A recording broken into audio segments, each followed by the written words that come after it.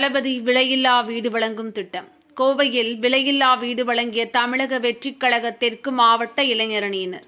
கோவையில் தமிழக வெற்றிக் கழகத்தின் தெற்கு மாவட்ட இளைஞரணியினர் தளபதி விலையில்லா வீடு வழங்கும் திட்டம் மூலமாக மாற்றுத்திறனாளி குழந்தையின் குடும்பத்திற்கு வீடு கட்டி கொடுத்து வீட்டு உபயோகப் பொருட்களையும் வழங்கி அசத்தியுள்ளனர். தமிழக வெற்றிக் கழகம் என்ற அரசியல் கட்சியை துவங்கியுள்ள நடிகர் விஜய் தொடர்ந்து நலத்திட்ட உதவிகள் செய்வதில் கவனம் செலுத்த துவங்கியுள்ளார். அவரது அன்பு கட்டளைக்கு இணங்க தமிழக வெற்றிக் கழகத்தின் கோவை தெற்கு மாவட்ட இளைஞரணியினர் அக்கட்சியின் தேசிய பொதுச் செயலாளர் புசி ஆனந்த் அறிவுரையின்படி இலவச படிப்பகம், குருதிக்கொடை முகாம், சாலையோர மக்களுக்கு குளிர்கால போர்வை மற்றும் உணவு வழங்குவது போன்ற மக்கள் நலப் பணிகளை தொடர்ந்து செய்து வருகின்றனர். இந்த நிலையில்தான் தளபதி விலையில்லா வீடு வழங்கும் திட்டம் மூலம் கோவை சுந்தராபுரம் கோண்டி காலனி என்னும் பகுதியில் ஒரு கூலி தொழிலாளி ஒருவருக்கு வீடு கட்டி கொடுத்து அரிசி, மளிகை என வீட்டு உபயோகப் பொருட்களையும் வழங்கியுள்ளனர்.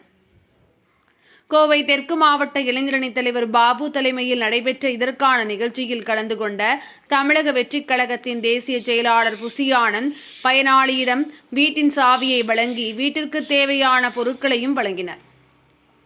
இதில் தெற்கு மாவட்ட தலைவர் விக்னேஷ் என்ற கோவை விக்கி, வடக்கு மாவட்ட தலைவர் சம்பத், கிழக்கு மாவட்ட தலைவர் யுவராஜ் ஆகியோர் கலந்து கொண்டனர்.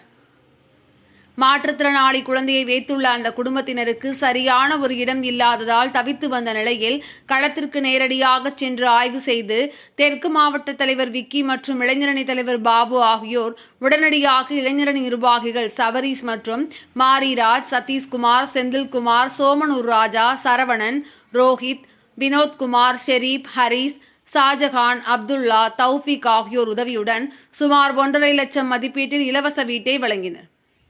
இந்நிகழ்ச்சியில் தெற்கு மாவட்ட செயலாளர் அருண் பாண்டியன், தொண்டரணி தலைவர் கிரீஷ், மாணவரணி தலைவர் பாலாஜி மற்றும் பலர் கலந்து கொண்டனர்.